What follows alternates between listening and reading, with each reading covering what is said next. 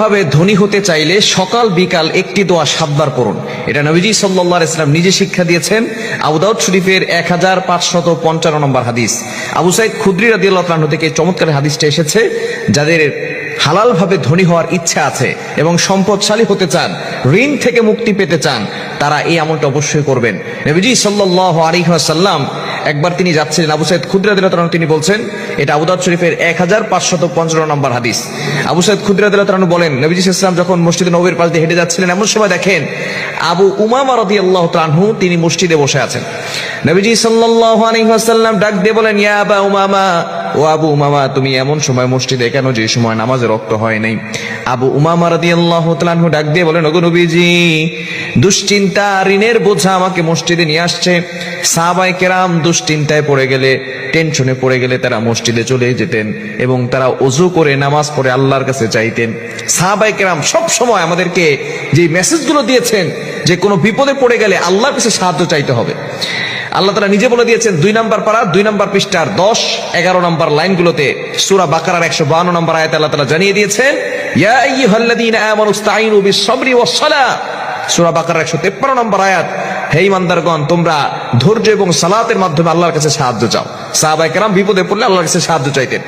আবু উমর রাদিয়াল্লাহু তাআলা আনহু মসজিদে চলে গেছেন। নবী সাল্লাল্লাহু আলাইহি ওয়াসাল্লাম বলতেছেন, ও আবু উমামা, ইয়া আবা উমামা, হে আবু উমামা, তুমি এখানে বসে আছো নামাজ রক্ত ছাড়া? তিনি বলতেছেন, টেনশন আর ঋণের বোঝা জর্জরিত হয়ে আমি মসজিদে এসেছি। নবী সাল্লাল্লাহু আলাইহি ওয়াসাল্লাম বললেন, আবু উমামা, তোমাকে এমন কি কোনো বাক্য শিক্ষা দিব না যে বাক্যর আমল করলে আল্লাহ পাক রব্বুল আলামিন তোমাকে ঋণের বোঝা দূর করে দিবেন, তোমার টেনশন দূর করে দিবেন, দুশমনের দুশমনি থেকে আল্লাহ তোমাকে হেফাজত করবেন এবং আল্লাহ তোমাকে হালাল ভাবে ধনী বানিয়ে দিবেন। সুবহানাল্লাহ বিহামদি। এই আবু উমামা রাদিয়াল্লাহু তাআলা আমলটি করছেন সকালবেলা 7 বার, ফজর নামাজের পরে, মাগরিবের নামাজের পরে 7 বার।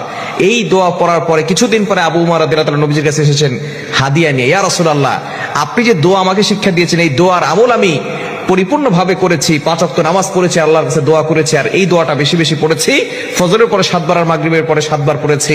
আল্লাহ তাআলা আমার ঋণের বোঝা দূর করে দিয়েছেন। আল্লাহ তাআলা আমাকে এত পরিমাণ সম্পদ দিয়েছেন যে আমি যাকাত দিতে পারি এবং আপনার জন্য হাদিয়া নিয়ে আসছি। দোয়াটি হচ্ছে, আল্লাহুম্মা ইন্নী আউযু বিকা মিনাল হাম্মি ওয়াল হুজনি ওয়া আউযু বিকা মিনাল আজাজি ওয়াল কাসালি ওয়া আউযু বিকা মিনাল জুবনি ওয়াল বুখলি ওয়া আউযু বিকা মিন গলাবাতিদ দাইনি ওয়া কাহরির রিজাল। বুখারী শরীফের ভিতরে হাদিসটি এসেছে, তবে এটার রিওয়ায়াত একটু ভিন্ন আছে। তবে এই হাদিসটা আবু দাউদ শরীফের 1555 নম্বর হাদিস। নবীজি সাল্লাল্লাহু আলাইহি ওয়াসাল্লাম চমৎকার এই দোয়াটা শিক্ষা দিয়েছেন। এই দোয়াটা ফজরের পরে 7 বার পড়বেন, মাগরিবের পরে 7 বার পড়বেন। আল্লাহ তাআলা গায়বী সাহায্য আপনাকে দান করবেন, ঋণের বোঝা দূর করবেন।